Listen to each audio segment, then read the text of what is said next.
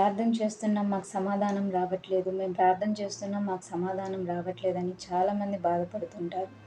మీరు ప్రార్థన చేస్తున్నారు కానీ అది దేవుని చేతికి అప్పగించడం లేదు. ప్రార్థన చేసి అది మీ భుజాల మీదే ఉంచుకుంటున్నారు. ఈరోజు దేవుడు మీతో ఏం చెప్తున్నాడంటే, మీరు ప్రార్థన చేశారు, ప్రశాంతంగా ఉండండి, అది దేవుని వద్దకు చేరింది. దేవుడు తప్పకుండా మీకు సమాధానం ఇస్తాడు. అంతేగాని మేము ప్రార్థన చేశాము ఇంకా జరగట్లేదు, ఇంకా జరగట్లేదు, ఇది జరగదేమో జరగదేమో అని మీరు ఏవైతే నెగిటివ్ ఆలోచనలో ఉన్నారో అదే జరుగుతుంది. జరుగుతుంది జరుగుతుంది అని మంచిగా ఆలోచించండి, ఏం పోతుంది, అదే జరుగుతుంది. దేవుడే చెప్పాడు కదండి, మీ నమ్మిక చొప్పున మీకు అవునుగాక అని. అలానే మీరు ఏదైతే నమ్ముతారో అదే మీ జీవితంలో నెరవేరుతుంది. కాబట్టి మీరు ఏది జరిగినా సరే మంచే జరుగుతుంది అని నమ్మండి. మీ జీవితంలో సమస్యలు వచ్చినా సరే దేవుడికి చెప్పండి, ప్రశాంతంగా ఉండండి. దేవుడు తప్పకుండా మీ జీవితాల్లో కార్యాన్ని చేస్తాడు. కొంతమంది ప్రెగ్నెన్సీ రావట్లేదని ఎంతో బాధపడుతూ ఉంటారు. మీ ప్రెగ్నెన్సీ విషయంలో కూడా దేవుడు విన్నాడండి. మీ ప్రార్థన తప్పకుండా జవాబు వస్తుంది. మొన్న ఒక సహోదరి నాకు కామెంట్ చేసింది, నాకు ప్రెగ్నెన్సీ రావట్లేదని చాలా రోజుల నుంచి బాధపడుతున్నాను, దేవునికి ప్రార్థన చేశాను, ప్రెగ్నెన్సీ అయితే వచ్చింది, కానీ ప్రెగ్నెన్సీతో పాటు థైరాయిడ్, షుగర్ కూడా వచ్చాయి, నాకు చచ్చిపోవాలని అనిపిస్తుంది అని చాలా బాధపడింది.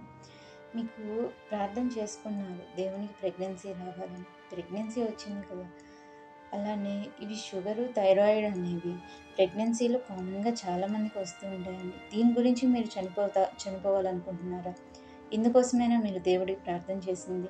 చనిపోవాలి అనే ఆలోచన సాతాను కుట్ర. ప్రతి ఒక్క స్త్రీకి ప్రెగ్నెన్సీ సమయంలో ఏవో ఒక సమస్యలు ఉంటానే ఉంటాయి ఆరోగ్యపరంగా.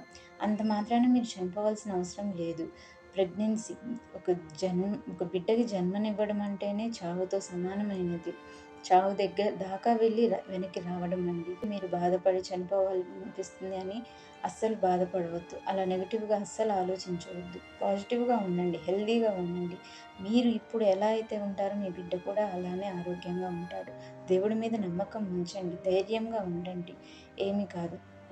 ఇప్పుడు దేవుడు ప్రెగ్నెన్సీ ఇచ్చాడు, అలానే ఈ షుగరు, థైరాయిడ్ అనేవి ఇంతకన్నా పెద్ద పెద్ద రోగాలని తగ్గించాడండి దేవుడు. ఇవనేవి ఆయనకి పెద్ద గొప్ప విషయం ఏమీ కాదు. కాబట్టి మీరు అస్సలు బాధపడవద్దు. మీరు చేసే ప్రతి ప్రార్థన దేవుని వద్దకు చేరింది. మీ సమస్యలకి పరిష్కారం తప్పకుండా జరుగుతుంది. ఆమేన్. Praise the lord.